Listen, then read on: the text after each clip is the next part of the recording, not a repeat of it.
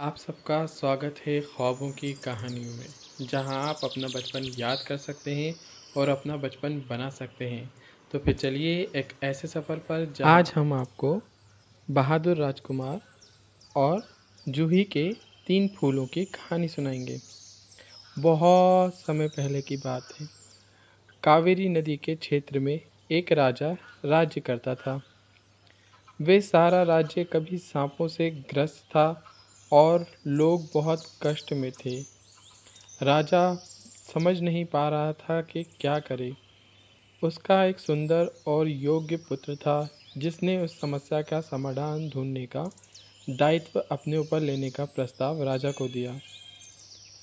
वह सांपों को ढूंढ ढूंढ कर मारने के लिए जंगल की ओर चल पड़ा।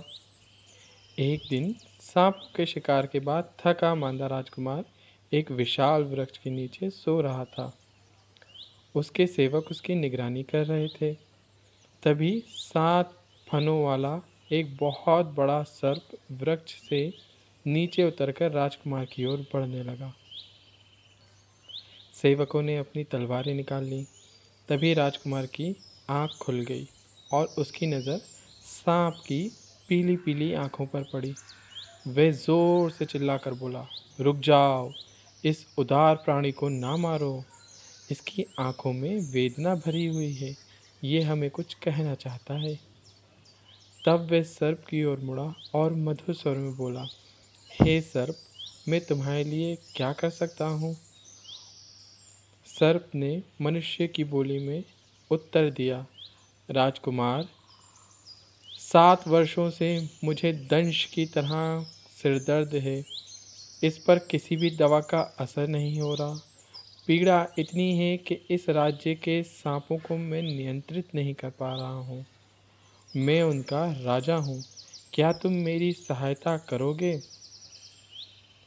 बताओ, मुझे क्या करना चाहिए? राजकुमार ने कहा।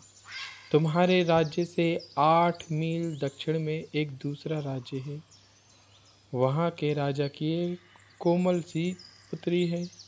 उसका वजन 7 जूही फूलों के बराबर है।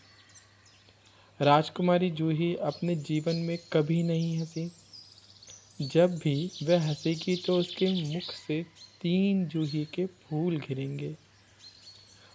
उन 3 फूलों को सूंघने से मेरा सिर दर्द दूर हो जाएगा। तब मैं इस बात का ध्यान रखूंगा कि मेरी प्रजा और तुम्हारे राज्य को कष्ट ना पहुँचे। क्या तुम मेरे लिए वे फूल ला दोगे? राजकुमार ने कहा, मैं राजकुमारी जूही से मिलने और उसे हंसाने की कोशिश करूंगा।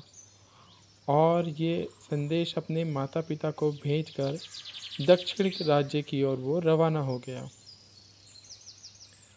कुछ दूर जाने के बाद उसे एक स्वच्छ जल की बहुत बड़ी झील मिली। जैसे ही वह अपनी प्यास बुझाने के लिए झुका तो उसने देखा कि चींटियों का एक पूरा घोंसला उसमें पड़ा हुआ है। ओह, ये बेचारे! उसके मुंह से अचानक से निकल गया। उसने तुरंत ही अपनी पकड़ी खोलकर चींटियों के घोंसले को पानी से बाहर निकालकर किनारे पर रख दिया। धन्यवाद राजकुमार, चींटियों ने मंद स्वर में कहा। जब कभी हमारी आवश्यकता हो तो हमें याद कर लेना। हम तुम्हारी सहायता के लिए आ जाएंगे। जैसे ही राजकुमार घने जंगल की ओर बढ़ा तो कुछ दूर चलने के पश्चात उसे एक दबी हुई आवाज़ सुनाई पड़ी। जब कुछ और आगे बढ़ा तो उसने देखा एक राक्षस एक बड़े इमली के वृक्ष के नीचे ज़मीन पर दबा हुआ है। ये स्पष्ट लग रहा था कि जब राक्षस मुंह खोलकर सो रहा था तो किसी पक्षी ने उसके मुंह में इमली का वृक्ष बीज डाल दिया। जब उसकी नींद टूटी तो वह बीज बहुत बड़ा वृक्ष बन चुका था। उसकी जड़ें शरीर में घुस चुकी थीं। बेचारा राक्षस उठने में असमर्थ था। इसलिए वह अपनी दबी हुई आवाज़ में कर रहा था, पुकार रहा था।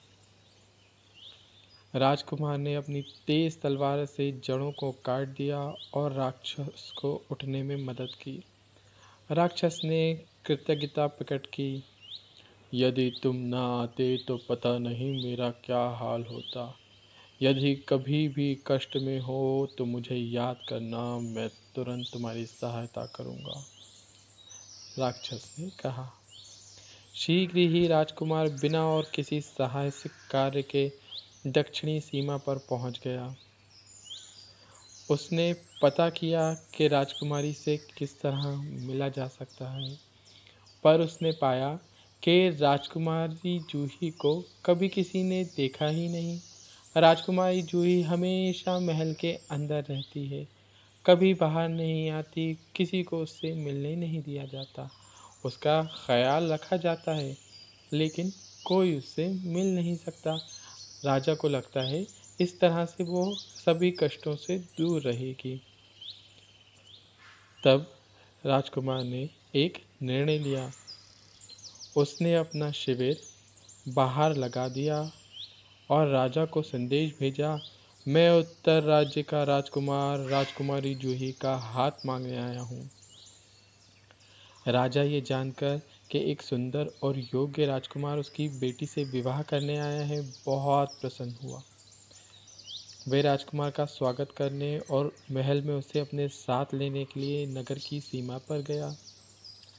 तुम मेरी बेटी के योग्य राजकुमार के समान तो दिखते हो, किंतु हमारे कुल की परंपरा के अनुसार तुम्हें मेरी बेटी का हाथ लेने से पहले 3 कार्यों को पूरा करना होगा। वे बस 3 कार्य हैं, उसके बाद तुम मेरी बेटी से शादी कर सकते हो। राजकुमार किसी भी चुनौती से पीछे नहीं हटता, इसलिए उसने तुरंत पूछा, वे 3 कार्य क्या हैं? हाँ तो सुनो। पहला, तुम्हें हमारे गोदाम से बड़े चावल और उड़द की दाल के मिश्रित ढेर को एक रात में अलग अलग करना है। इसे पूरा करने के पश्चात मैं तुम्हें अगला कार्य बताऊंगा। राजकुमार गोदाम में गया। उसने देखा कि एक विशाल ढेर जो छत को छूता था वहाँ पर पड़ा हुआ है। वह ये सोचकर चकित हो गया कि क्या करे, तभी से चींटियों की याद आई। उसने चींटियों की रानी को याद किया। तुरंत उनकी सेना वहां पहुंच गई। कुछ सुनने से पहले ही उन सब ने चावल और उड़द को अलग अलग करना शुरू कर दिया। आधी रात के पहले ही चावल और उड़द के 2 साफ ढेर गोदाम में खड़े हो गए। अगले दिन सुबह राजा ये देखने आया कि राजकुमार कैसा कर रहा है। उसे ये देखकर आश्चर्य और प्रसन्नता हुई कि कार्य पूरा हो गया। बहुत अच्छा, राजा ने कहा। अब तुम्हें 100 किलो उबला हुआ चावल और 100 किलो मठा साथ में खाना होगा। इस बार उसे राक्षस की याद आई। याद करते ही वह झट से प्रकट हो गया और सारा चावल खा के सारा मठा पी गया। फिर चटखारे भरते और मुस्कुराते हुए उठा।